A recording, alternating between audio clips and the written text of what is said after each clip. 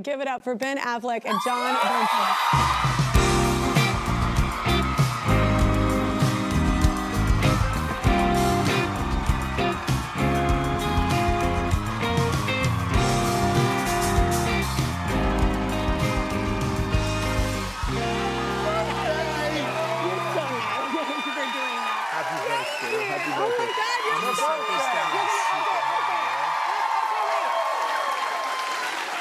Make a wish.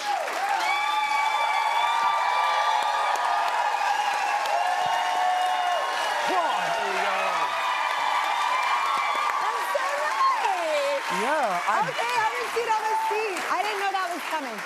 You know how long we that's spent baking nice. that, and John went and got the flowers. I picked every kind. single one, and I'm So just supposed to kind. tell you that the dahlia that we're just meeting, but that's Yes. for inner strength, and you have incredible inner strength. So that's what the rumor told is. you I love flowers because of the language of them. That's why they had you do this. But I got a cheat card and everything because they didn't trust me. I like He won't it. remember inner strength. Inner strength. And I was super scared I was going to drop them. But then the peony is for prosperity, good luck, and good health. I love that.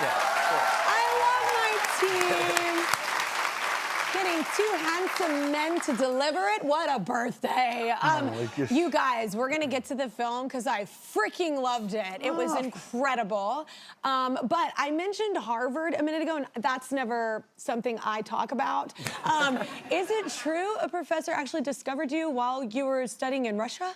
That is true. I never really talk about Harvard either. Me and neither, the folks yeah. that I grew up with. I just like to say it a lot. It makes me feel good. Fair enough. Yeah. Fair enough. Yeah, they had a very hard time believing that actually happened. But yes, I was in Russia studying acting, and the Harvard students used to go there. Yeah, so they saw me in a show and invited me to go there, which is crazy. I heard you played baseball there too. I did. Which I don't think. I only think about baseball in America. I don't know why. Yeah, it's definitely not something to sort of brag about. Playing pro Very baseball in low Russia. bar, Russian pro ball. Yeah. You can get the stick on the rock. Yeah.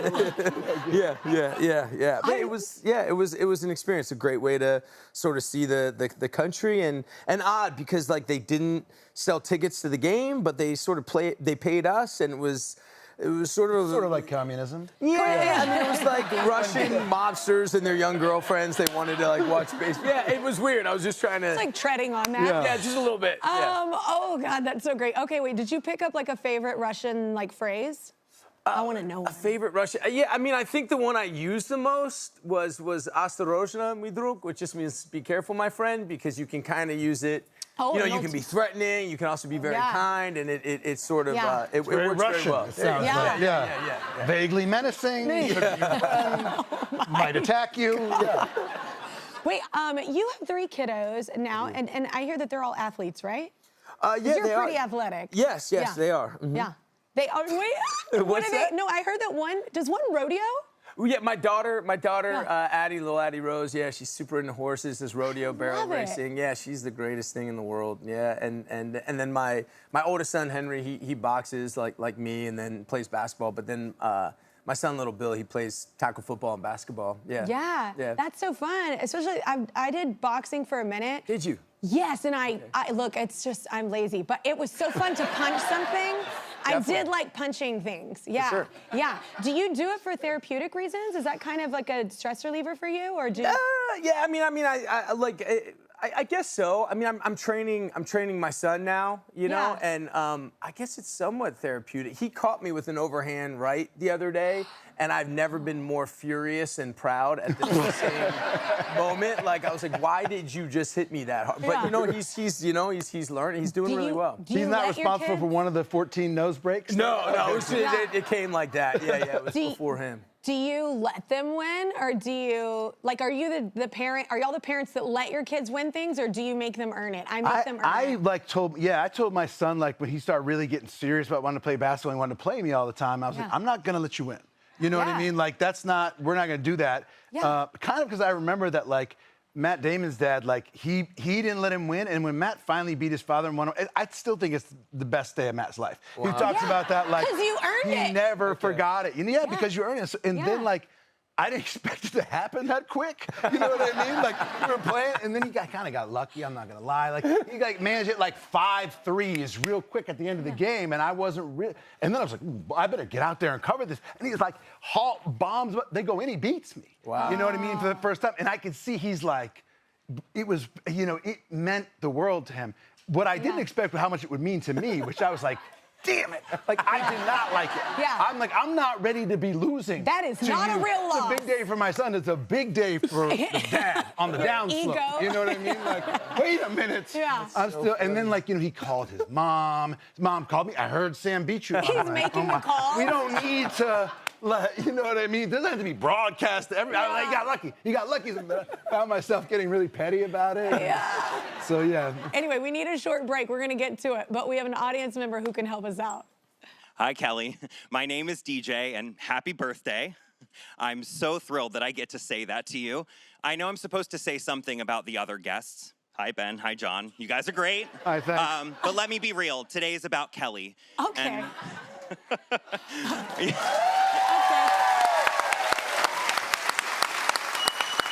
whether it's about music or this show, thank you for being you. Everyone up here wishes you the best. And more with Kelly, Ben, and John after the break. We're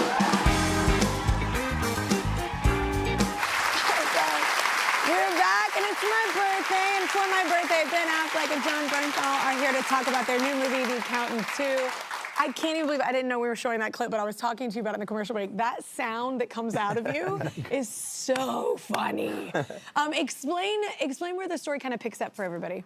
Yeah, well, you know, if you haven't seen the first one, we're basically brothers whose father was like a really hardcore, like kind of abusive, like military guy, and really was tough on us, but also trained us to be, you know, kind of who we became. So we're both like highly trained kind of fighters, but we're very different in personality. He's like more freewheeling and fun and funny and loud and kind of tears into life. And you see, like, my character is much more reserved and is on the spectrum, and so has, like, you know, is not very expressive. And in the first movie, we kind of like ended up, we didn't work together much. We ended up kind of coming together and he really bailed me out and kind of saved me. And at the end of it, I was like, okay, we'll see you in a week. I'll call you in a week or so. And now it's 8 years later, and we haven't talked, and I haven't called him, and he's a little hurt. And and I'm, you know, it's kind of also about like the difficulty we kind of have sometimes, like with our family members, the people we love, but we're trying to get along and connecting, and also sometimes the way in which people kind of communicate and say I love you is different, and also my character's has decided it's time to try to like really be proactive in terms of like having a romantic relationship. So I'm doing like speed dating stuff and like having some struggles. That scene is so funny. It's so I didn't expect to laugh as much as I did because I loved the first one. It's interesting that you point out that y'all really weren't together much in the first one because your chemistry in this one is so perfect. It's so good. Did you expect to revisit the character? Like I was thrilled to do it, and like I said, I genuinely believe the greatest thing about this business and getting to sort of be on this journey. It's the people that you meet along the way, and I really gained a true friend and a guy that I respect and I admire so much, and now he's like a real friend, and that's beautiful for me. I think what Ben was saying before about their sort of facility with violence and the way that they grew up and how tactically trained they are and how rough and tumble they are. They're also deeply, deeply sensitive, and they're really hurting, and they're really hungry for connection. They really don't have it. And I think that's really honest. I think there's this big like misnomer and this big sort of disconnect that folks that are sort of have a facility with violence and that are strong and tough aren't also deeply sensitive and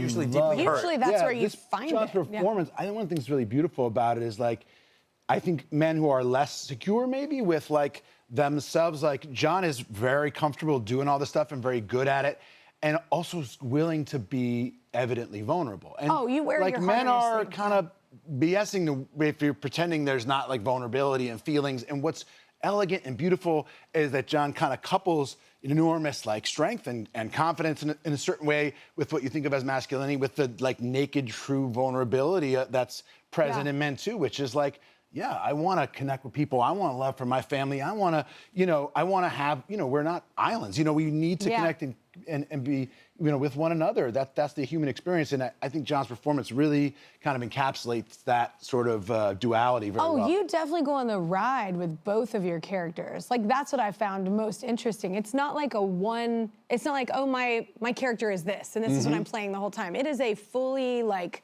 rounded out human being, and it's so fun. The ride is so fun. Did you like getting to see Ben line dance? Because watching you play the brother, watching him was almost as entertaining as watching him line dance. I didn't think your character. That it's like he won the Super Bowl. Yeah, it was the greatest. He's like, I thought you were gonna be terrible. I just thought there's no way this is making it into the movie. I was like, this script is so good, except what is this line dancing You're like, mess? Look at this guy. This is terrible. Like, this will. And then I got there that day, and Copperhead Road starts kicking, and I see him go out, and like the way he plays, it's so beautiful. It's so wonderful. Because he plays it out. It's beautiful. Like, he's so like like cautious. In character, like and it's great. interesting because it's almost I'd never seen someone look at dancing like this, but it's you sensing that pattern of it and the sound. He discovers the mathematics of it. Math that was in a really smart idea in the script, which is like this is a guy who's trying to connect and wants to have social experiences like dancing, but for whom like even being like maybe face to face with people is a little bit uncomfortable, and certainly so is like the idea of just getting up there and like improvising and expressing yourself with your body is not. But the idea that he's very tuned into like patterns and math, using because line dancing is at the root of it, as I learned from my multiple instructors. You weren't the only one who had no faith in my line dancing. I'm sorry, wait, can we revisit that you needed multiple instructors? I did not. He's so good. I did not need to do multiple instructors. Okay. Does that look easy to you?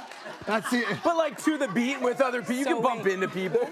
That's extremely advanced. Oh my God. I did not need to. I arrived at the rehearsal and there was 2 women there. And the director had been calling me every day, practicing the dancing, practicing. I'm like, how uncoordinated do you think I am? Like, it's like this way. And I did, and then it took me like 8 weeks. There's a kick and a turn. It was amazing. But it's such a great film. We need a short break. We're gonna meet Ben and Jon's co-stars who are incredible from The Accountant 2 after this. Please welcome Cynthia, Addai-Robinson, and Daniella Pineda.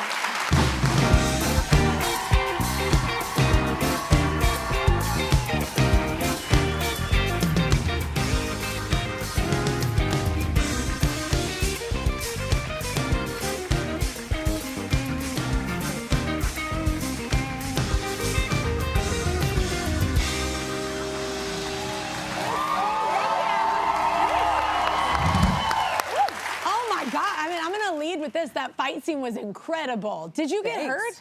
Yes. I'm like, how do you not?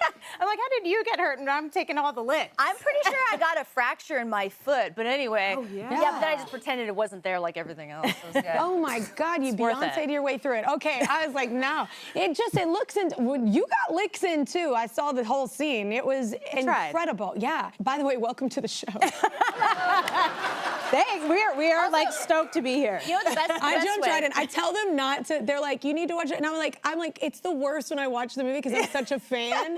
So then I just go right to it, and I forget to. Let's get into it. Yeah. No, it is an interesting thing though to revisit it though. In 10 years, I was talking to them. Did you think that would happen? Was it exciting to revisit the character? Absolutely. I hope so. I felt like the way the first movie ended. You see Mary Beth Medina, she sort of like steps into kind of what J.K. Simmons' role was. Yeah. It feels like there's certainly more story to tell, and for all of the characters, obviously, it's like, well, where do these characters go from here? And then we bring in a new character to sort of add into the mix. So yeah, when I found out that it was finally happening, 8 years later and read the script, and I thought, wow, okay, I'm gonna like really get to go on a journey on this one, and so I was excited. I know, I love that the writers, I love that they allowed us to go down the path with each of you. Because I was like, you're a psycho. But at the end of it, you kind of, you have an understanding and you get the depth in all of it, because you play a villain, that's fun. Yeah. Yeah. That was so much fun. Yeah. It was so much fun, but I also, I love the fact that you kind of hate her and then you come around. You understand, even if you don't agree. That's what I loved about it. You understand the characers. Without giving. Even if you don't agree, yeah. Yeah, But I think the most lovely experience was the fact that we have such a vicious fight scene. But if you notice the way we came in, it's like we were getting married. Just like I love Cynthia off screen, and it just made that whole experience like a blessing. It was just like so much fun, and it didn't feel so much like, I mean, it was work. Don't get me wrong, but it's just nice to love your co-star. Yeah, like, it's all love. I feel like it makes the fight better. So yeah, it's so good. Well, Ben's character tries to connect to a woman talking about go-to songs in it, and epically fails. What's each of yours? I want to know, because I want to know your go-to songs that you go for like, you know, a good vibe when you're going out, and also if you ever like karaoke or something, because I cover a lot of songs on here, so I always like everybody's intel on music. What's your go-to song? I mean, this isn't my go-to karaoke, but and I love a karaoke, and I love the karaoke. Oh, thank you. Massive fan. We need songs. Keep going. Massive fan. But because I was trying to be really thoughtful about this. Yeah. And Master Blaster Jammin'. You know, I like a song that kind of like starts with a beat, kicks in, it builds. Yeah. Like I like songs that build, and you kind of go on a journey with it. And I feel like you just walk into a room with that track. You know, it's got a little bounce. Mine's I Don't Feel Like Dancing, Scissor Sisters.